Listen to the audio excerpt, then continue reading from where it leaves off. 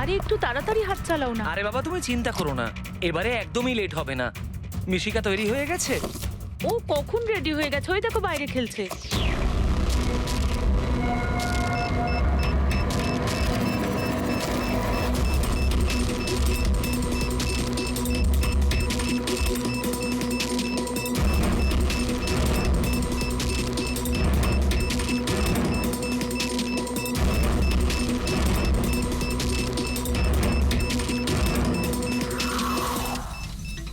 সত্যি এবারের ধামাকা এমন হবে যার শব্দ অনেকগুলো যুগ মনে রাখবে।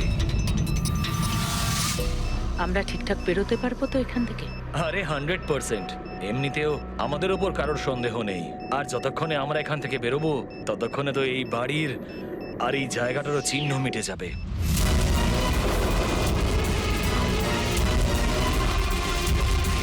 আর একটু দেখো একবার আমার হাতের কারিগরি। কেউ বলতে পারবে এটা নকল পাসপোর্ট? তুমি নকল পাসপোর্ট নিয়েই পড়ে থাকো, আসল ধামাকা তো আমি করব।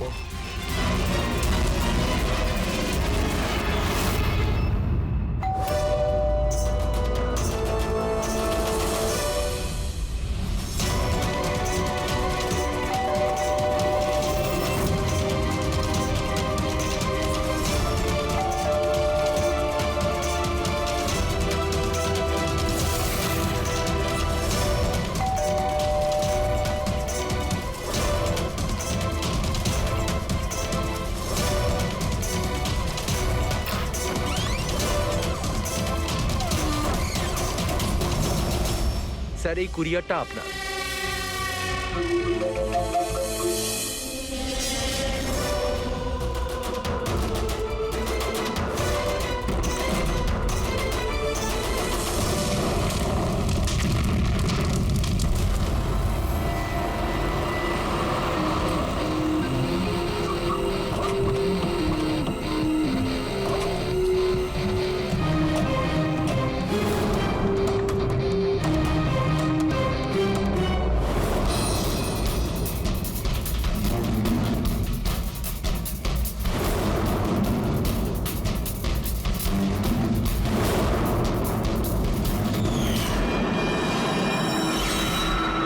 আমি এজেন্ট বানি, ইন্টেলিজেন্স ডিপার্টমেন্ট থেকে।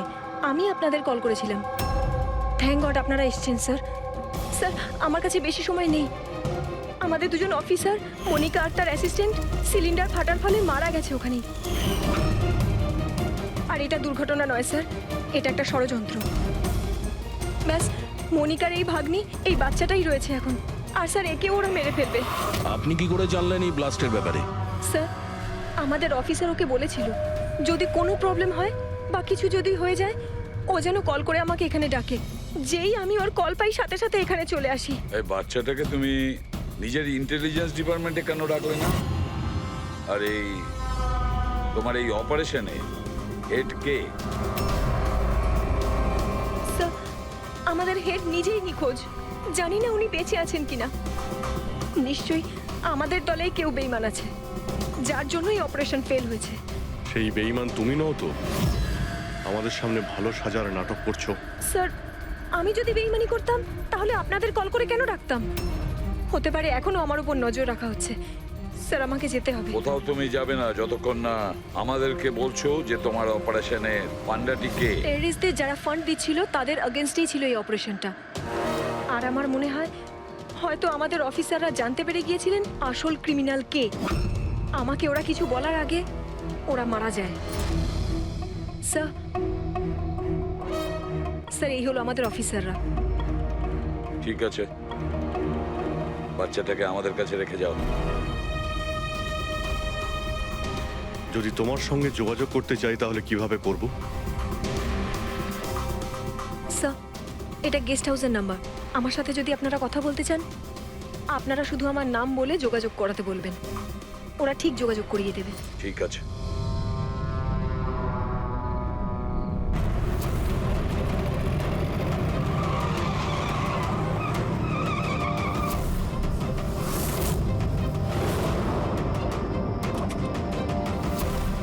আমার ঘরে লাইট? এ কে ঢুকেছে?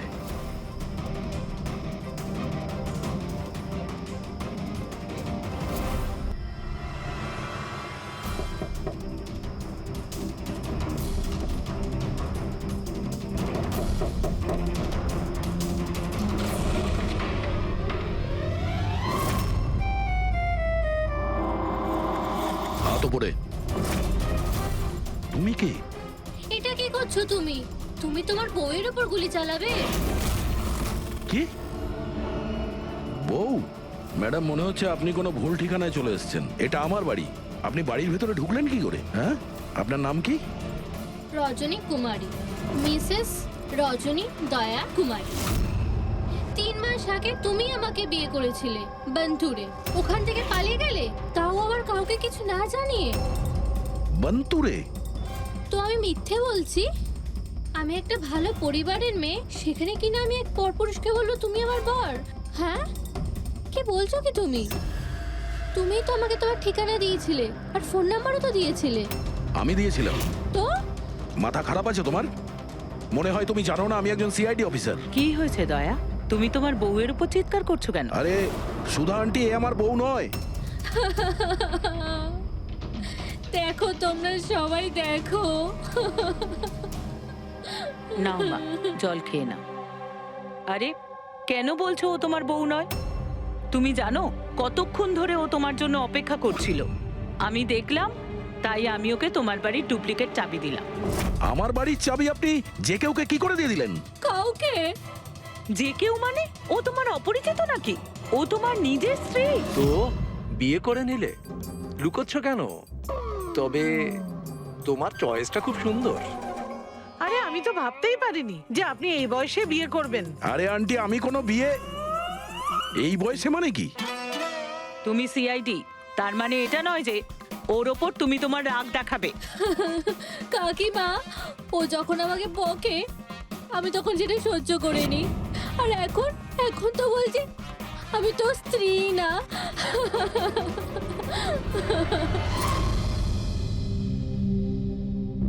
খাও। শাবাশ, গুড।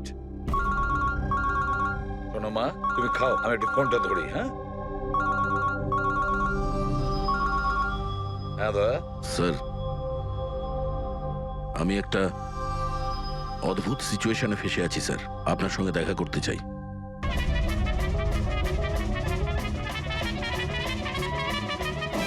আমি এই মঙ্গলসূত্রের দিব্যি খেয়ে বলছি, আমি তো তোমার অর্ধাঙ্গিনী। আমি কোনো অপরাধী নই। তুমি আমাকে এখানে কেন নিয়ে এসেছো? ধর্মপত্নী, বউ, স্ত্রী, অর্ধাঙ্গিনী। চুপ করো তো, শুনে শুনে আমার কান পচে গেল। আচ্ছা, এতই যখন অসুবিধা আমাকে বিয়ে করার, তাহলে বিয়েটা করেছিলে কেন বলো? স্যার, আমার তোর সাথে বিয়ে করার ইচ্ছেই ছিল না। ওই আমার কাছে এসেছিল আর বাচ্চাদের মতো কান্নাকাটি করছিল, বললো রজনী আমাকে বিয়ে করে নাও, তোমাকে আমি অনেক ভালোবাসি, তোমাকে ছাড়া আমি কোনো মতেই বাঁচতে পারবো না, আমি মরে যাব, বিয়ে করো আমাকে। আমি গিয়েছিলাম তোমার কাছে কাঁদতে কাঁদতে যে আমাকে বিয়ে করে নাও। হ্যাঁ, এত খারাপ দিন আসেনি আমার। হ্যাঁ, মিনিট দয়া, 1 মিনিট।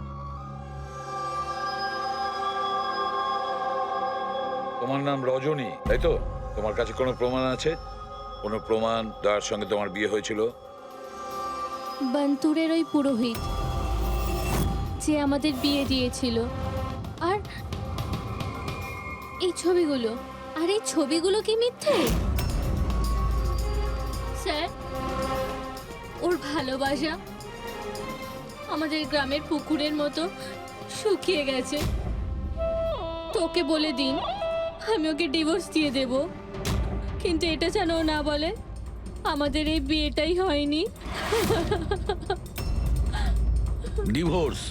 যখন বিয়েই হয়নি একটা তখন? কাজ করো, তোমাদের গ্রামে ফোন করো, ওখানে তোমার পরিচিত লোকেরা রয়েছে, ওদের সাথে কথা বলো, স্পিকার ফোন অন করো। আর হ্যাঁ, বিশেষ করে সেই পরিবারের সঙ্গে যেখানে তোমরা স্টে করেছিলে। হ্যাঁ হ্যাঁ স্যার, ফোন করুন করুন, ওদের সামনে আমাদের বিয়ে হয়েছিল, ওরাও এসেছিল আমাদের বিয়েতে। হালুয়া লুচি? হ্যাঁ।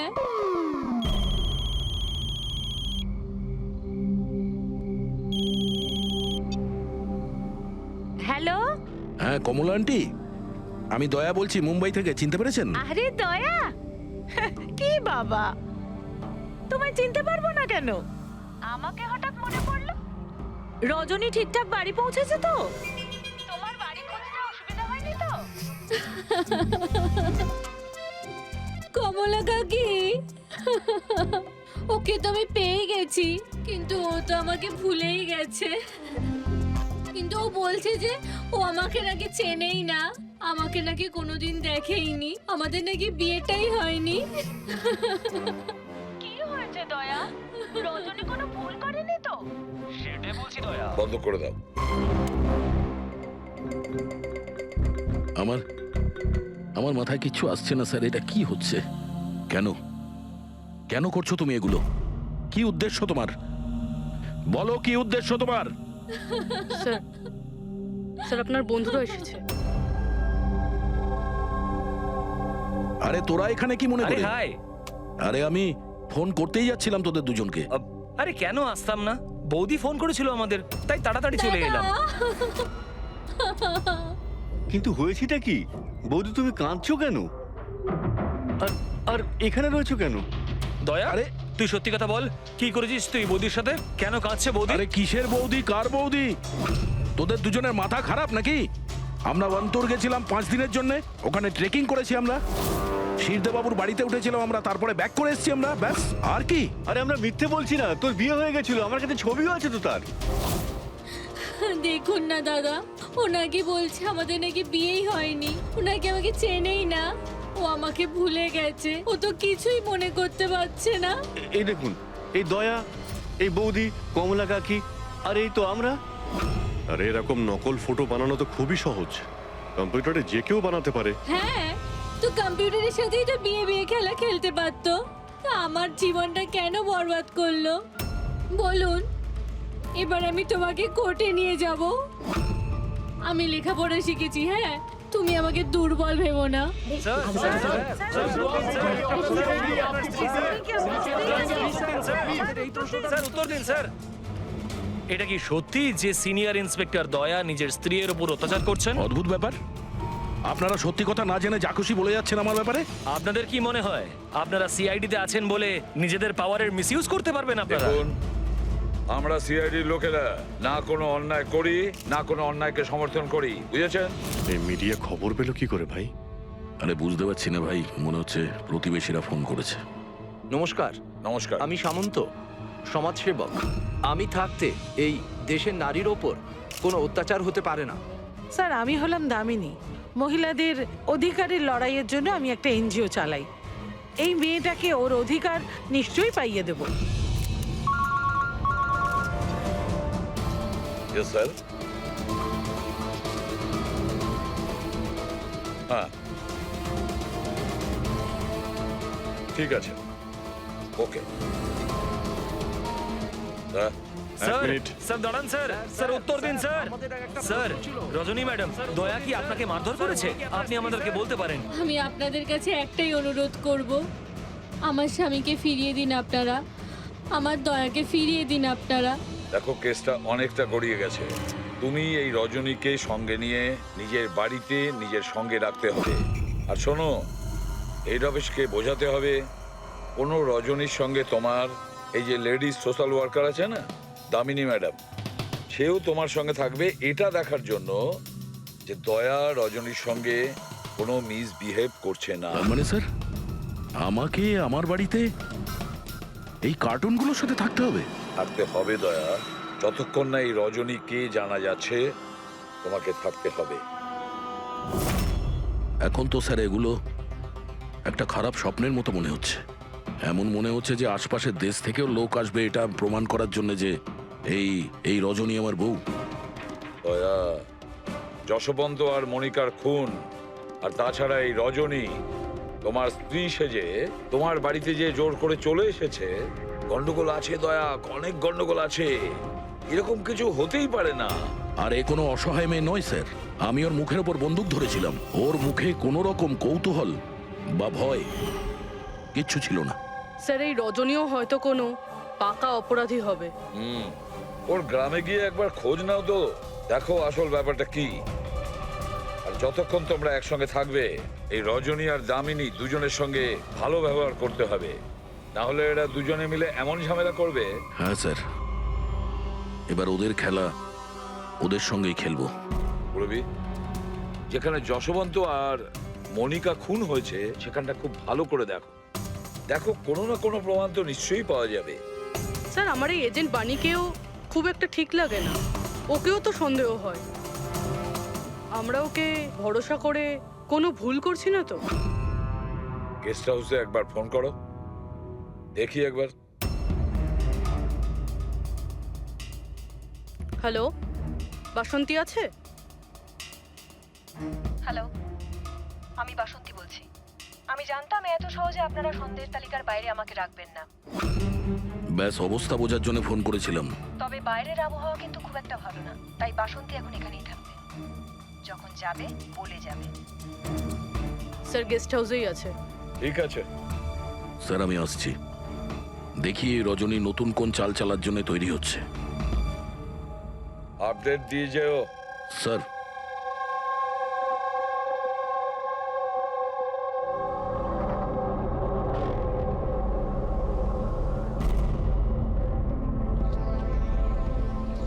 আরে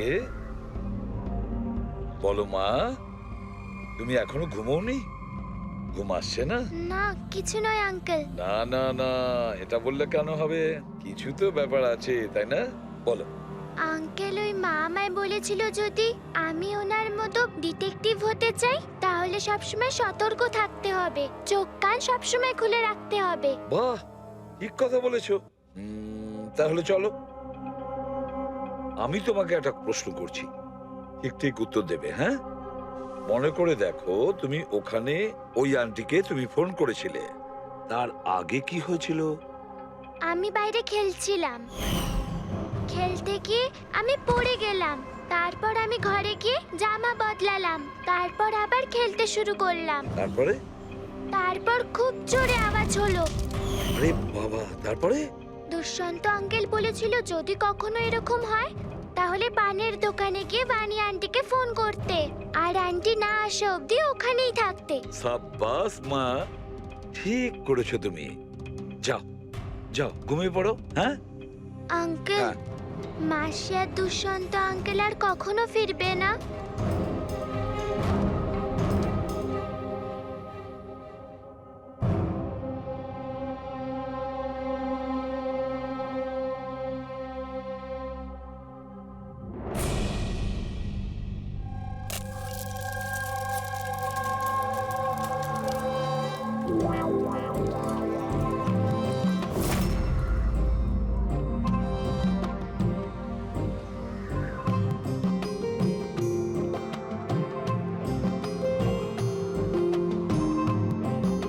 ওগো,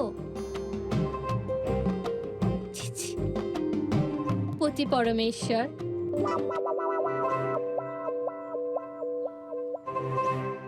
এই নাও তোমার প্রিয় ডিম ভাজা। আরে বাহ, আপনি তো আমার পছন্দর খুব খেয়াল রাখেন। হ্যাঁ, তুমি বললে আমি আমার নিজের হাতে খাইয়ে দেবো তোমাকে। না না না, তার কোনো প্রয়োজন নেই। আমি নিজেই আমার হাত দিয়ে খেয়ে নেব। আচ্ছা, তাহলে আমাকেও খাইয়ে দাও না। নিশ্চয়ই।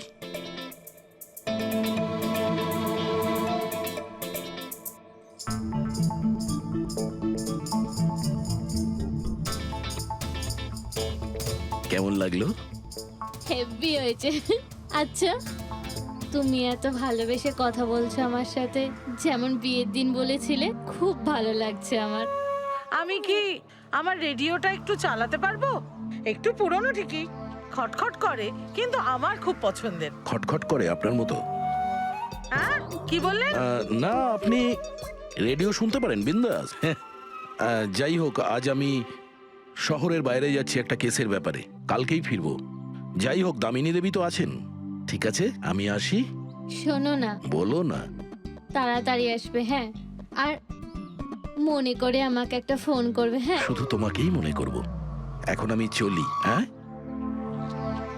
আমি চলে যাচ্ছি বলতে নেই, বলতে হয় আসি। এরকম বলে? হ্যাঁ। ঠিক আছে, আমি আসছি। হ্যাঁ,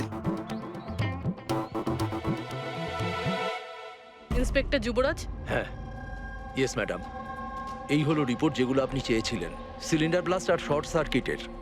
দুটো লাশ পেয়েছি।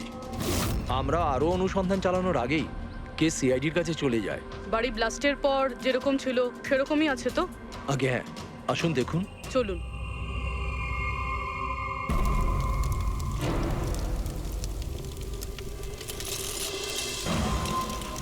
এজেন্ট বাণীকে কোনো ইম্পর্টেন্ট ইনফরমেশন দিতে চেয়েছিল মনিকা আর দুষ্যন্ত, কিন্তু ইনফরমেশন দেওয়ার আগেই ওদের মৃত্যু হয়। হয়তো ওই ইনফরমেশন রিলেটেড কোনো প্রমাণ পেয়ে যাবো এখানে। হ্যাঁ, চলুন দেখি।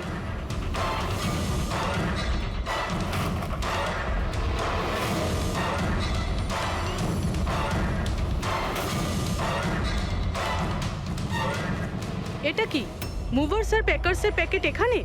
এটা তাদের হতে পারে যারা ওদের ওপরে হামলা করেছিল। হতে পারে, আবার এটাও হতে পারে এখানে ওই বোমটা ছিল যেটা ফাটলে এরকম মনে হবে সিলিন্ডার ব্লাস্ট হয়েছে। ব্যাকইয়ার্ড চেক করি।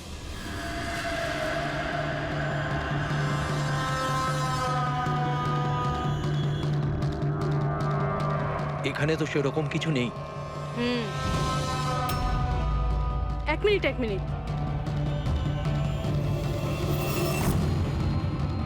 এই কুরিয়ারের কভারটা এখানে কি করছে? জাপানিজে লেখা, শুধু নামটা ইংলিশে রয়েছে, মারিয়া ফার্নস। এই মারিয়াটা কে? মনিকা মারিয়া ফ্রান্স নামে পরিচিত ছিল। এবার এই কুরিয়ারটা যেই নিয়ে আসুক না কেন, সেই মিশনটার ব্যাপারে নিশ্চয়ই কিছু না কিছু তো জানেই। স্যার এগুলো দয়ার বিয়ের ছবি। এগুলো নকল নয় স্যার, একদম আসল। কি? কোনো ভুল হচ্ছে না তো তোমার? না স্যার, এক্সপার্টকে দিয়ে চেক করিয়েছি, উনিই বললেন এগুলো আসল। দয়া তো কখনো মিথ্যে বলে না স্যার, বুঝতে পারছি না। সেটাই তো অভিজিৎ, এবার আমার মাথায় কিছু কিছু আসছে।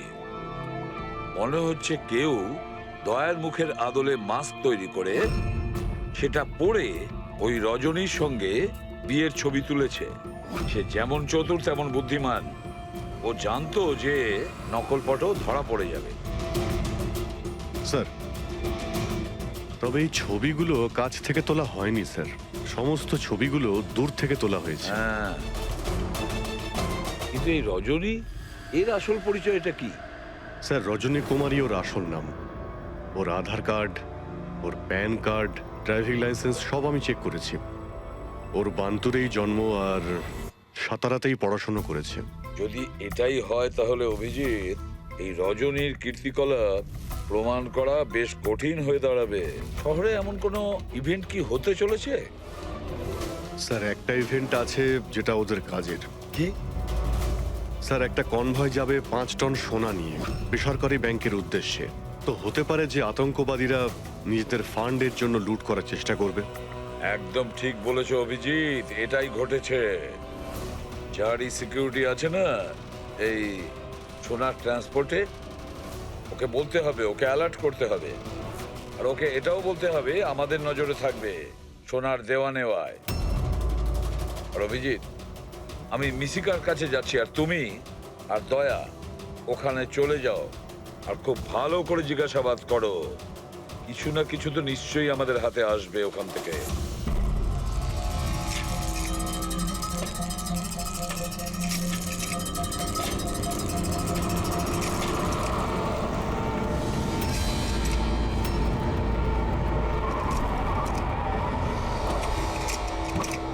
তাহলে এই হলো তোমার শ্বশুর বাড়ি।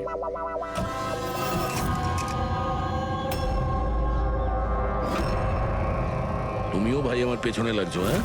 আরে না বলে বিয়ে করলো তো বন্ধুরা বলবেই। কমলা আন্টি নমস্কার। হ্যাঁ, নমস্কার। কেমন আছেন আপনি? আমি ঠিক আছি। রজনীর সাথে ঝগড়া করনি তো? আরে এসো এসো জামাই বাবা, এসো। কি খাবে? রজনী মা তো কিছু বলেনি। কিছু ব্যবস্থা করছি। না, কোনো ব্যাপার না, ঠিক আছে।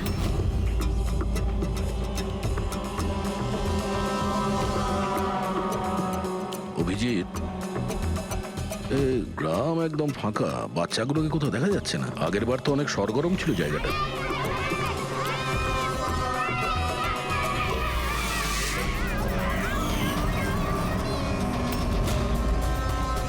এদেরকে কোথাও যেন দেখেছি। এটা তো সেই রিপোর্টার না যে ব্যুরোতে এসেছিল।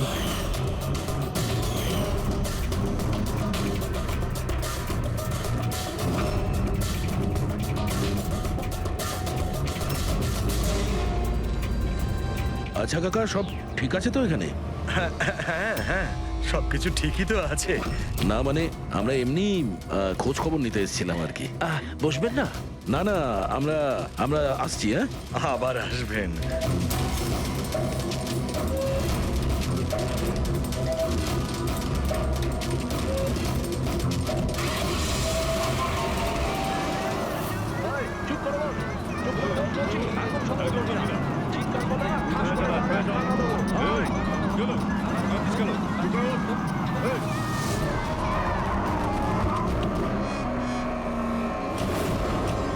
শোনো, একটা কাজ করো, বাচ্চাদের ছেড়ে দিয়ে এসো গ্রামে। সিআইডি চলে গেছে ওখান থেকে। যাইনি, সবে তো এলাম। বড় ভুল করেছিস।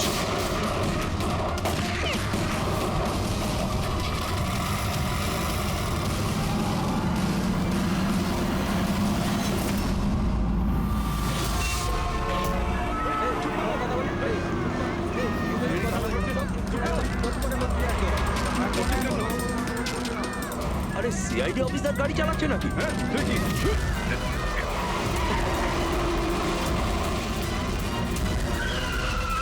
আরে আরো একজন সিআইডি অফিসার আমাদের পিছু নিয়েছে, ওকে গাড়ি থামাতে দিও না।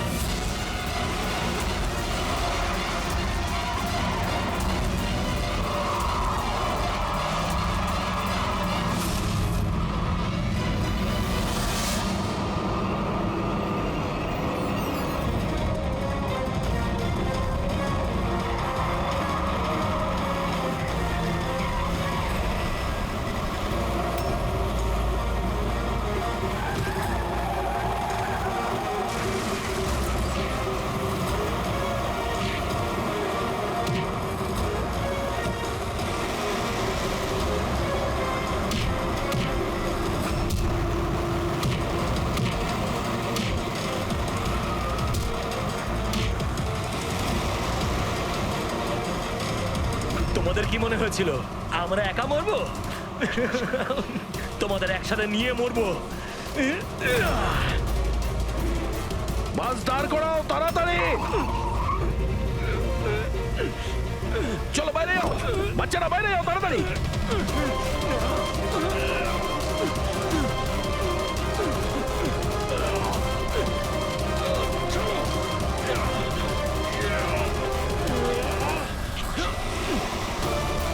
দয়া, অভিজিৎ,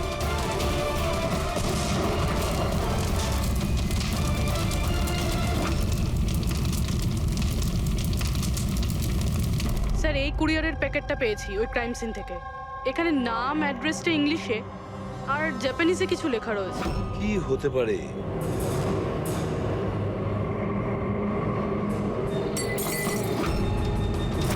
কি হয়েছে? মিশিকা? মিশিকা, মিশিকা? কি হয়েছে মা? চোখ খোল মা। ডাক্তারকে ডাকো। দেখো দেখো, বাচ্চারা এসে গেছে, বাচ্চারা এসে গেছে। ভগবান আমাদের কথা শুনেছে। আমার সোনা, কেমন আছিস তুই? মাত্র 5 টন সোনার জন্য এরা সুইসাইড বম্বার সেজে ঘুরে বেড়াচ্ছে, আর নিজেকে নিজে উড়িয়েও দিল। দেখি ক্রিমিনাল ডেটাবেস থেকে কি পাওয়া যায়। এদের ইনফরমেশন তো অফিসে পাঠিয়ে দিয়েছি। যতদূর মনে হয় এরা সব পুরনো পাপই হবে। আচ্ছা ডক্টর, এখন বাচ্চা মেয়েটার অবস্থা কিরকম? ঋষিকার দুধে খুব বেশি পরিমাণে ঘুমের ওষুধ ছিল। হ্যাঁ,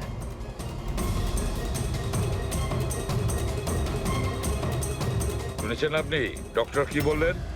ওর দুধের মধ্যে ঘুমের ওষুধ মেশানো ছিল। ঘুমের ওষুধ দুধের সঙ্গে মিশলো কি করে? কে মিশিয়েছে সেই ঘুমের ওষুধ? এই দায়িত্ব দেওয়া হয়েছিল আপনাকে? স্যার আমি এই ব্যাপারে কিছুই জানি না। আমি তেমন কিছুই করিনি। যেমন দুধ দুধওয়ালা দিয়ে গেছিল সেটাই খাওয়ানো হয়েছে। তাহলে কি শামু ওষুধ মেশানো দুধ বাড়িতে দিয়ে গেছে খাওয়ার জন্য? ও আজকে আসেনি, ওর শরীর ভালো ছিল না আজকে। ও অন্য আরেকজন দুধওয়ালাকে আর পাঠিয়েছিল। সেটা আপনি আমাকে এখন বলছেন? কিছুই বুঝতে পারছি না।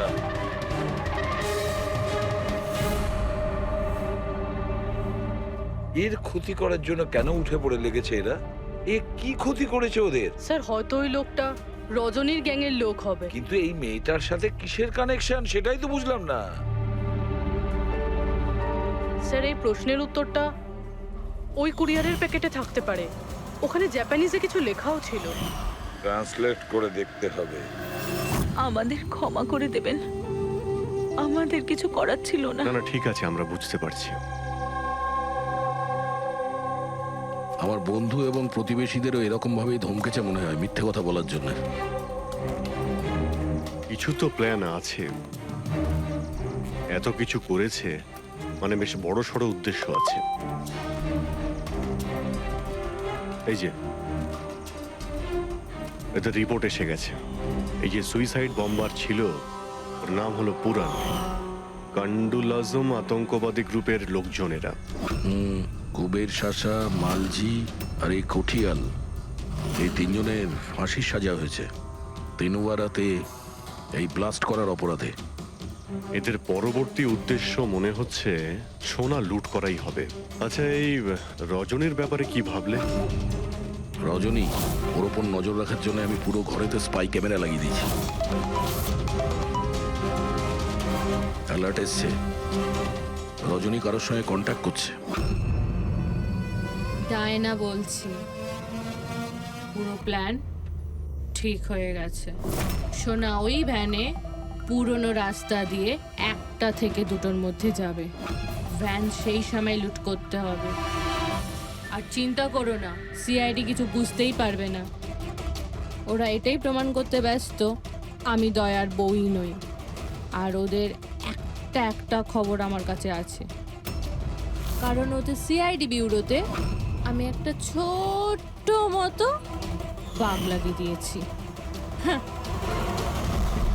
স্যার এখানে তো লেখা আছে যে কুরিয়ারে একটা লাল রঙের ফ্রক পাঠানো হয়েছে, নেট লাগানো। এটার কি কানেকশন এই কেসটার সাথে? লাল ফ্রক? রবি, যখন বানি মিসিকাকে আমাদের কাছে নিয়ে এসেছিল তখন ওই রকমই একটা ফ্রক পরেছিল, লাল রঙের ফ্রক, নেট লাগানো। কোনো না কোনো কানেকশন নিশ্চয়ই আছে, কোনো না কোনো কানেকশন। হ্যাঁ দয়া।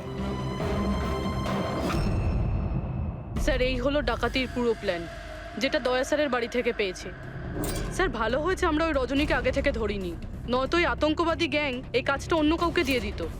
স্যার যখন ঘরে পৌঁছলাম তখন ও হ্যাম রেডিও, ইন্টারসেপ্টার, স্পাই ক্যাম্প সবকিছু ভেঙে দিয়েছিল। আর স্যার দামিনী দেবীও বাড়িতে ছিলেন না। আচ্ছা রজনী ওর সাথে কিছু করেনি তো? আমার প্রথম থেকেই মনে হচ্ছিল স্যার এ কোনো ছোটখাটো অপরাধী নয়, হাই লেভেল ক্রিমিনাল। ইচ্ছে করেই আমাদের বিভ্রান্ত করছিল ওরা, যাতে আমরা অন্যদিকে যাই আর সেই সুযোগে ওরা 5 টন সোনা হাতিয়ে নিতে পারে। না অভিজিৎ, এমন কোনো প্রশ্ন আসছে এই কেসটায় যেটা এখনো পরিষ্কার নয়। রজনী ও জানতো যে ওখানে স্পাই ক্যামেরা আছে, আর ও দেখতে পারে যে ও কি বলছে, কি কাজ করছে, সবকিছু। তারপরেও ও এই পুরো প্ল্যানটা ক্লিয়ারলি বলে দিয়েছে। হতে পারে ও ওভার কনফিডেন্ট, ও চ্যালেঞ্জ করছে। আটকাতে পারো তো আটকে নাও। না দয়া, ও যদি চালাক ক্রিমিনাল হয় তাহলে বোকার মতন নয়, বুদ্ধিমানের মতন কাজ করবে। নিজের প্ল্যানিংটাকে এভাবে রিস্ক নেবে না। স্যার ওদের সোনা লুটের খবর আমরা পেয়েছি কারণ ওরা চেয়েছিল যে এই খবরটা আমরা পাই। কিন্তু কেন? সেটাই তো। রবি একটা কাজ করো, তুমি ঘরে গিয়ে মিসিকার ওই লাল রঙের ফ্রকটা নিয়ে এসো। এই ফ্রকটা মনিকার জন্য জাপান থেকে এসেছিল। এটার সঙ্গে সোনা ডাকাতির কোনো কানেকশন নেই, কিন্তু কোনো বিশেষ ব্যাপার আছে এই ফ্রকে, কোনো বিশেষ ব্যাপার। এখন তো মনে হচ্ছে এদের উদ্দেশ্য শুধু সোনা লুট করাই নয়, বরং অন্য কিছু। না হলে দুষ্যন্ত আর মনিকার মতো এজেন্ট এই ডাকাতির জন্য নিজেদের প্রাণ দিত না। স্যার, এই ফ্রকে কোথাও তো কিছু লেখা নেই। কোথাও এই ফ্রকটা ফলস নয় তো স্যার? আমাদের লক্ষ্য থেকে হটানোর জন্য? মেড ইন ইন্ডিয়া, এখানেও একটা লেভেল মেড ইন ইন্ডিয়া। এক মিনিট দেখো, এর পাশে একটা কি লেখা রয়েছে।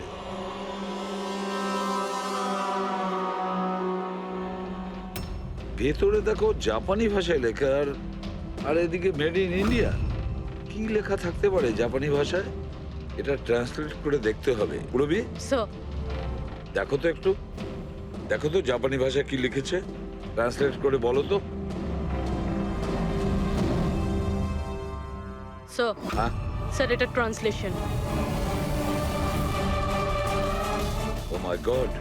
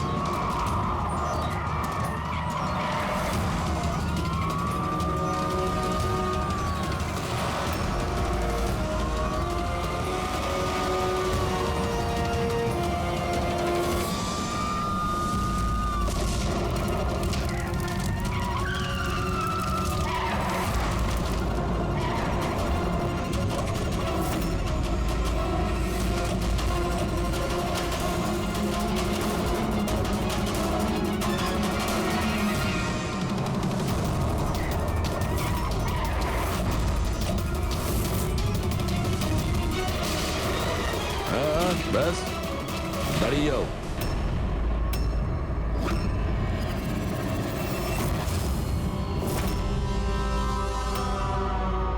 মনিকা, তুমি? হ্যাঁ, এজেন্ট মনিকা। আতঙ্কবাদীদের সাথে হাত মিলিয়ে দেশের সঙ্গে বেইমানি করছো? কি করব এসিপি স্যার? দেখুন না, কত লজ্জার ব্যাপার। আমার সোনা চুরির প্ল্যানে আপনারা ফাঁসলেন না। ডায়না, তুমি এত খারাপ কাজ করবে আমি ভাবতেই পারিনি। তাহলে কি দুষ্যন্ত? কে? ও আমার নকল স্বামী? না না, ও তো মরে গেছে। ব্লাস্টের কয়েক মিনিট আগে আমার একটা কল এলো আর আমি বাইরে বেরিয়ে এলাম। প্রমাণ লোপাট করা তো আমাদের বাঁ হাতের কাজ। টপ এজেন্ট আমরা। টপের এজেন্ট? ভুল বুঝেছো তুমি। অপরাধী একজন সাধারণ মানুষ হোক বা টপের এজেন্ট হোক, আমাদের থেকে সে লুকোতেও পারে না, পালাতেও পারে না। মিশিকার লাল রঙের ফ্রক থেকে সোনার আড়ালে আতঙ্কবাদীদের মুক্তি। তার মানে এই ডাকাতির প্ল্যান এসব সাজানো ছিল। এরা আতঙ্কবাদীদের মুক্ত করতে চাইছে। আর এই ফ্রকের কারণে আমি আমার জীবন বাজি রেখে দয়ার নকল বউ হওয়ার নাটক করলাম, যাতে আমি দেখতে পাই সিআইডি মিশিকার ফ্রক থেকে কোনো ইনফরমেশন পাইনি তো। কিন্তু আফসোস, আমি এই কাজটাই করতে পারলাম না। তাহলে এই ঝুট ঝামেলাটাই হতো না। এখনো কিন্তু খেলাটা পাল্টে যায়নি। আমাদের ফাঁসিতে ঝোলাবে। এবার দেখো এখান থেকে বেরোনোর পর আমি তোমাদের সাথে কি করি। করবে তো তখন যখন এখান থেকে যেতে পারবে। ঠাকুরপো, তুমি না একটু বেশি কথা বলো। চলো গাড়ির ভেতরে চলো চলো। আর যেতে না চাইলে একবার পেছনের দিকে তাকাতে পারো।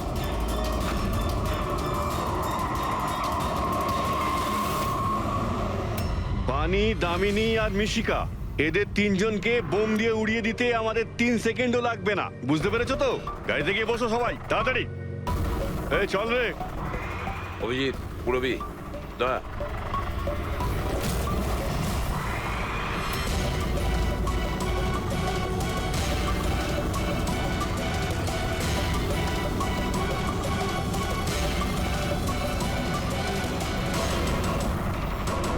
এই চল চল ওদিকে, দাঁড়া এখানে।